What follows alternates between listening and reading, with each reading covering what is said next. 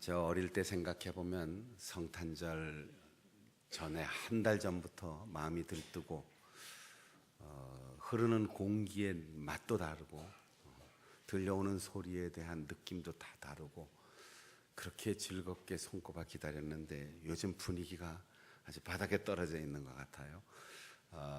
우리가 선물을 받아서 성탄이 즐겁거나 크리스마스 카드를 주고받거나 또 즐거운 노래 때문에 기쁜 게 아니고 우리를 위하여 이 땅에 오신 예수 그리스도 때문에 기뻐하고 변함없이 우리 곁에 계시고 또 다시 오실 그분을 기다리는 재림의 희망으로 우리가 기뻐하는 건데, 그런 의미에서 일주일밖에 안 남은 이 성탄절 분위기에 어울리지 않는 표정을 좀 확 바꾸시고 옆에 있는 분들하고 연습 좀 한번 성탄절 연습 좀 해야 되겠어요.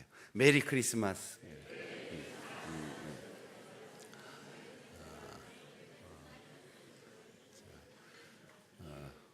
우리 민족이 이 안면 근육이 발달하지 않아서 어쩔 수 없는 한계는 있지만 그래도 노력을 하셔야 돼요. 제가 한 번 더 기회를 드리겠습니다. 얼굴 활짝 펴시고 앞뒤 좌우 보면서 아주 기쁜 마음으로 예수님을 보는 것처럼 메리 크리스마스.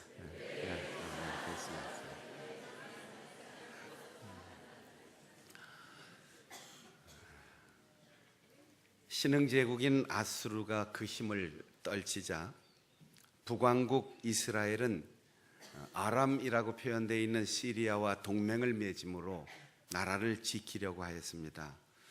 그리고 남쪽 유다 왕국에게도 우리의 동맹에 들어와라 하고 요청해 왔습니다.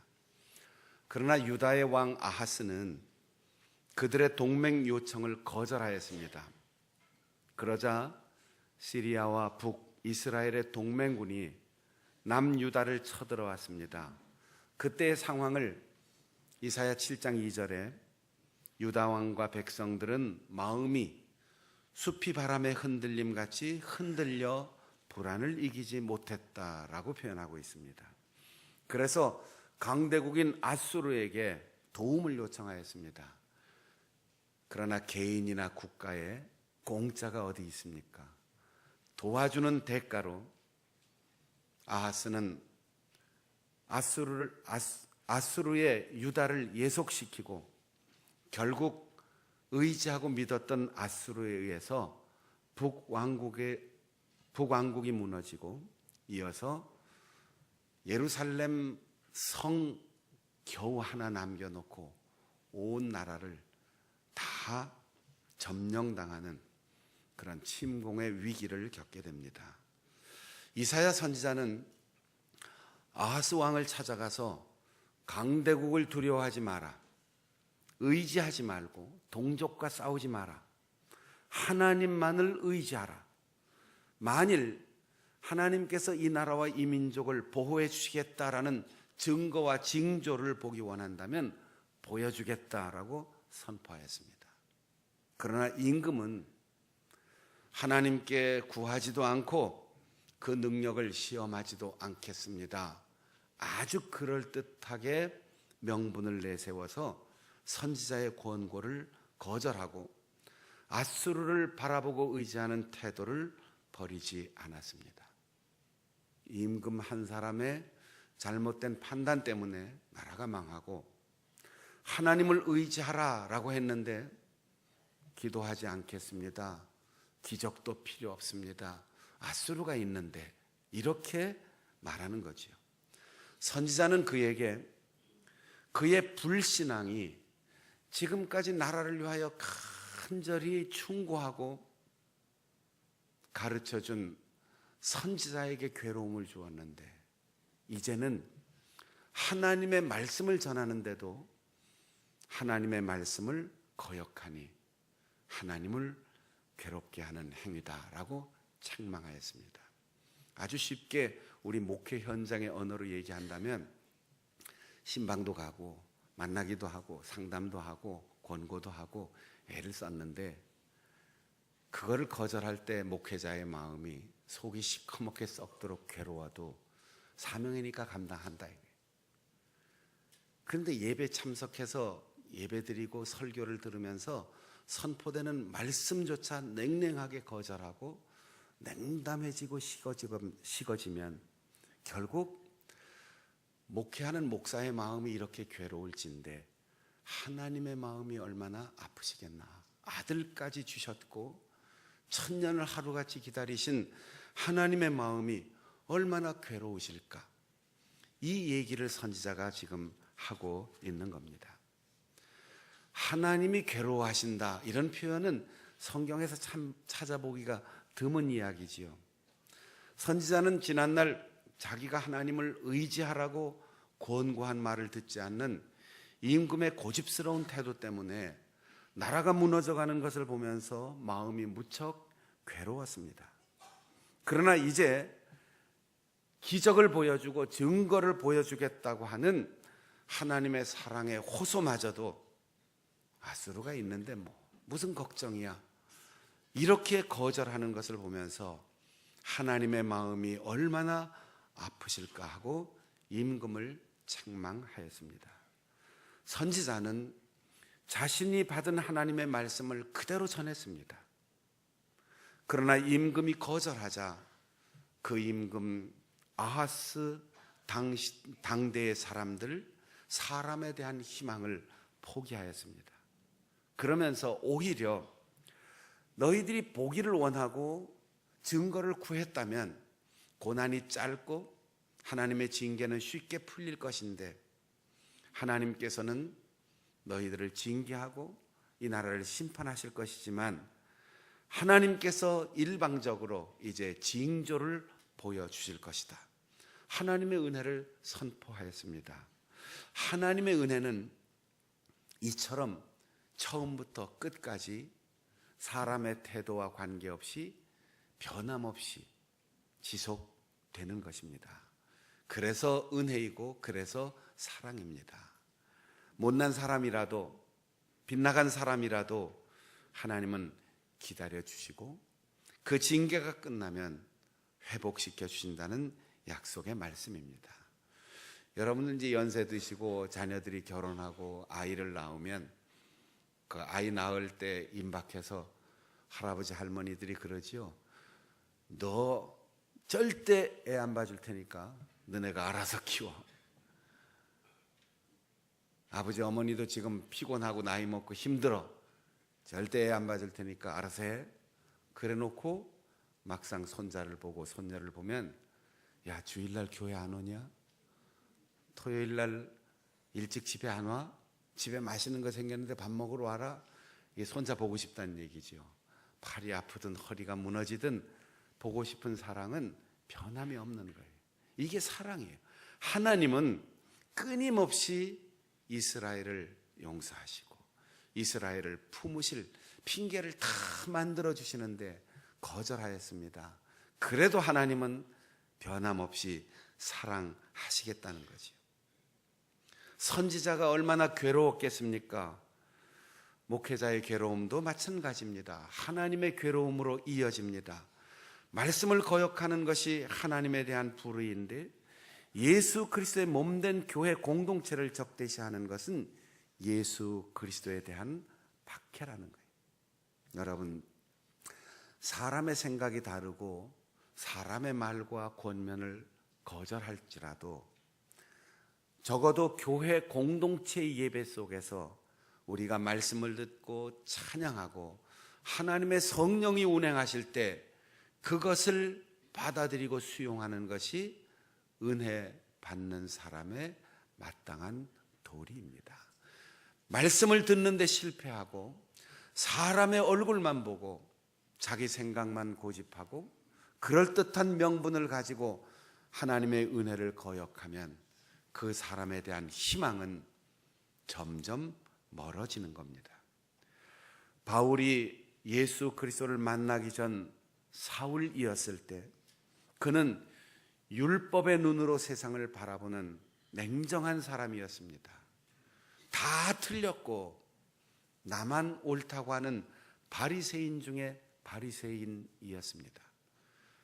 국가의 권력, 종교의 법에 의하여 체포영장을 가지고 예수 믿는 사람들을 잡아 박해하고 죽이기 위하여 다메섹을 향해 달려가고 있었습니다.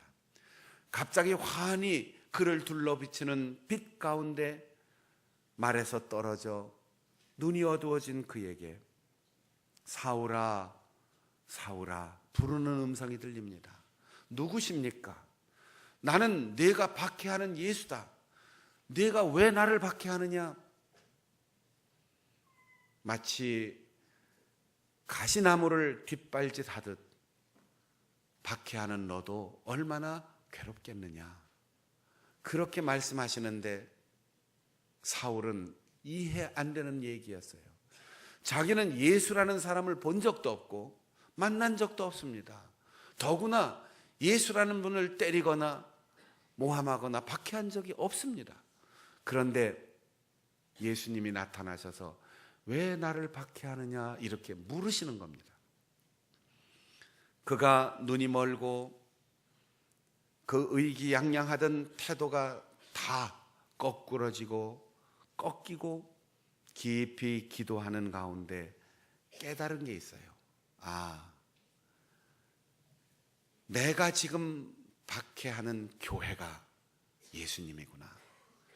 내가 지금 체포하고 감옥에 가두고 매를 때리고 죽이는 그 사람들 한 사람 한 사람이 예수 그리스도의 몸의 한 부분들이구나.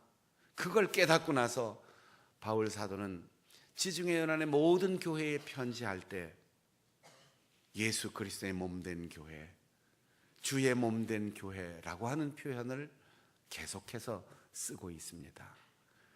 우리가 습관처럼 쓰는 몸된 교회라는 표현은 반드시 예수 그리스도 주님이라고 하는 명사가 앞에 들어가야지 돼요. 교회는 그냥 몸이 아니에요. 교회는 그냥 집이 아니에요. 우리를 위하여 십자가에서 못 박히시고 창에 찔리시고 목숨을 내어주시고 피 흘리신 바로 그 그리스도의 몸이 구원받은 자들의 모임으로 이룬 교회 공동체라는 사실입니다. 그냥 관용적인 표현이 아니라 그리스도의 몸이라고 하는 표현 속에는 그의 깊은 영적 체험과 자기를 위하여 죽으신 예수 그리스도와의 만남의 경험이 녹아있는 심오한 표현인 것입니다. 사랑하는 여러분, 예수 그리스도를 박해하는 어리석은 신자가 되거나 하나님을 거절하는 불쌍한 사람이 되지 마시고 하나님의 말씀을 귀 기울여 듣고 하나님의 은혜의 손을 교회를 통하여 잡고 인생의 길을 걸어갈 수 있기를 바랍니다. 선지자는 아하스 임금에게 안타까운 마음으로 하나님이 징조를 보여주실 텐데 그 이름 임마누엘, 악이라고 하였습니다. 하나님의 은혜는 끝이 없고 인간의 배신과 거절에도 불구하고 변함이 없다는 것을 임마누엘이라고 하는 단 한마디로 표현하였습니다. 하나님이 우리와 함께라는 이 말은 인간의 모든 불행이 끝나고 가장 평안하고 행복한 삶이 보장된다는 약속입니다. 우리의 어린 자녀들이 가장 행복한 순간이 언제일까요? 예금 통장을 줄 때일까요? 보석 반지를 끼워줄 때일까요? 좋은 옷을 입혀줄 때일까요? 아빠 엄마와 함께하는 시간이 가장 행복한 시간이에요. 부모는 자식과 함께 있어주는 것이 가장 큰 사랑입니다. 인간의 근본적인 불행과 불안과 질병은 하나님을 떠나 있기 때문입니다. 하나님과의 관계가 단절되고 깨어지면 평화가 없습니다. 마음의 평화도 없고 관계의 평화도 없고 삶에 아무런 행복이 없습니다. 하나님께서 인간에게 오셔서 그 곁에 계신다는 약속은 모든 주권이 하나님께 있고 모든 행복이 은혜이며 믿는 자에게 주시는 조건 없는 선물이라는 사실을 말해 주고 있습니다. 이 세상에 사람을 올바르게 가르치고 인도하는 좋은 종교들이 많이 있지요. 그러나 이 세상의 모든 종교가 인간이 하나님을 찾아가는 겁니다. 지식을 쌓아야 되고, 도를 닦아야 되고, 참선을 해야 되고, 고행을 해야 되고, 선을 행해야 됩니다. 그래도 절대자를 만나기가 어렵습니다. 그런데 오직 그리스도교, 기독교의 복음만이 하나님이 우리에게 찾아오셨습니다. 하나님이 우리에게 오셔서 떠나지 않고 곁에 계십니다. 이것이 기독교 복음입니다. 하나님이 우리에게 먼저 찾아오시고 우리 곁에 늘 계신 임마누엘의 그 은혜에 감사하면서 오늘 진정한 평안과 기쁨과 화목한 관계를 누리며 살아갈 수 있기를 바랍니다. 처녀가 잉태하여 아들을 낳을 것이라고 했어요. 생물학적 지식이나 삶의 경험에서 처녀가 잉태하여 아이를 낳는다는 것은 이해할 수 없고 상상도 할 수 없는 일입니다. 그래서 평범한 전술이나 국가 안위의 보장이 아니라 하나님이 주시는 은혜의 약속을 믿을 수 있는 징조가 되는 겁니다. 사람이 늘 아는 일상에서 경험하는 것, 그게 무슨 징조가 되겠습니까? 상상도 할 수 없고 전혀 받아들일 수 없는 일이 기적이고 징조입니다. 하나님의 약속을 믿지 않고 징조를 거절한 세대는 스스로의 죄악으로 인해 심판을 받지만 그로부터 700년이 지난 로마 제국의 식민지 시대에 은혜의 약속은 성취되었습니다. 마태복음은 수백 년도 더 된 옛 선지자들의 예언이 마치 어제의 일인 것처럼 생생한 언어로 기억하면서 예언의 성취를 다시 먼 후일에 막연한 기대로 미루지 않고 오늘 여기에 이루어졌다라고 기록하고 있습니다. 예언자들이 선포한 구세주 강림의 언약이 이루어진 사건으로서 예수 그리스도의 나심을 기록하면서 육신의 아버지 요셉을 가리켜 천사는 다윗의 자손 요셉이라 불렀습니다. 마치 엊그제 이새의 줄기에서 난 싹이며 그 뿌리에서 돋아난 가지 다윗 임금이 있었고 그 아들이나 손자에게 말하는 것 같은 느낌입니다. 요셉은 아직 잠자리를 같이 한 일이 없는 약혼자 마리아의 임신 사실을 알게 되었습니다. 그는 이 일을 드러내 정죄하거나 자기 감정을 상대방에게 표현하려 하지 않았습니다. 다만 조용히 관계를 정리하려 했습니다. 이 일을 깊이 생각하며 어떻게 하면 사람의 마음을 다치지 않고 이 일을 수습하고 정리할 수 있을까 고민하고 있을 때 천사가 찾아와 그에게 말했습니다. 요셉아, 두려워하지 말라. 이 일은 성령으로 이루어지는 것이다. 일찍이 네가 알고 믿은 선지자의 예언대로 처녀가 잉태하여 아들을 낳게 될 것이다. 너의 가문을 통하여 이 땅에 오실 그분이 세상을 죄에서 구원하실 분이다 라고 하였습니다. 요셉은 이제까지 살면서 한 번도 본 적이 없고 생각해 본 일도 없는 처녀의 임신, 성령의 잉태, 그리고 하필이면 옆집도 아니고 다른 나라도 아니고 그 일이 이때 여기서 나에게 일어나다니 라고 반문할 수 있는 상황이었습니다. 그러나 요셉은 이 모든 일이 하나님께서 선지자들을 통해 하신 언약의 말씀을 이루려 하심이라는 천사의 말에 더 이상 묻지 않고 깊이 생각하던 자신의 고민마저도 다 털어버렸습니다. 천사의 분부대로 약혼자 마리아를 있는 그대로 수용하고 집으로 데려와 보호하였습니다. 요셉이 인격이 너그러워서가 아닙니다. 지식이 많아서가 아닙니다. 누가 권면해서 깨닫게 돼서가 아닙니다.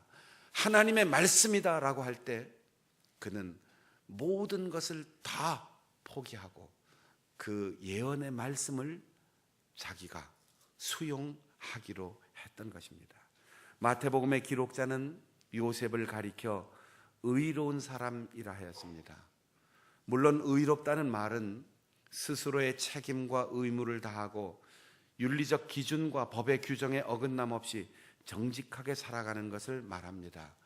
그러나 여기에서 가장 중요한 것은 사실에 대한 판단과 결정의 기준이 무엇이냐 하는 겁니다. 의로운데 무엇에 의해서 의롭다고 평가를 받느냐는 겁니다. 법대로라고요? 법은 북한에도 있습니다. 중국의 법입니까? 러시아의 법입니까? 아프리카의 법입니까? 윤리라고 한다면, 도덕이라고 한다면, 상식이라고 한다면 남미의 관습입니까? 알래스카의 관습입니까? 기준이 있어야지 돼요. 요셉이 의로운 것은 인격적인 도덕률이 아니고 하나님의 말씀이다라고 할 때 그 말씀의 기준에 자신을 맞추는 것이었습니다.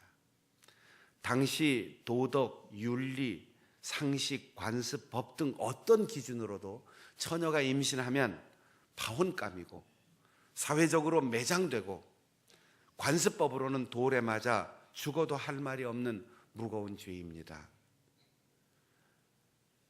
그런데 요셉에게는 신앙의 법, 즉 하나님의 말씀이 모든 것의 기준이었습니다.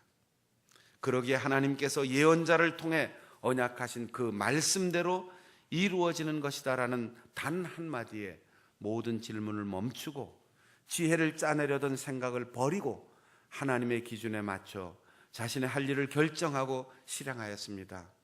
이것이 요셉이 보여주는 믿는 자의 의로움입니다. 여러분, 생각이 다르고 의견이 다르고 내가 더 많이 안다라는 생각이 있을 때 하나님의 뜻에 부합되는가 질문하십시오.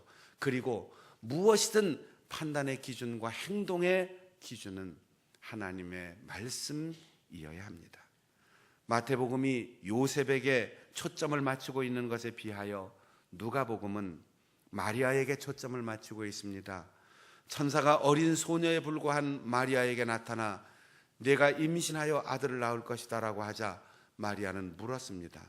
나는 남자를 알지 못하는데 어떻게 이 일이 가능하겠습니까?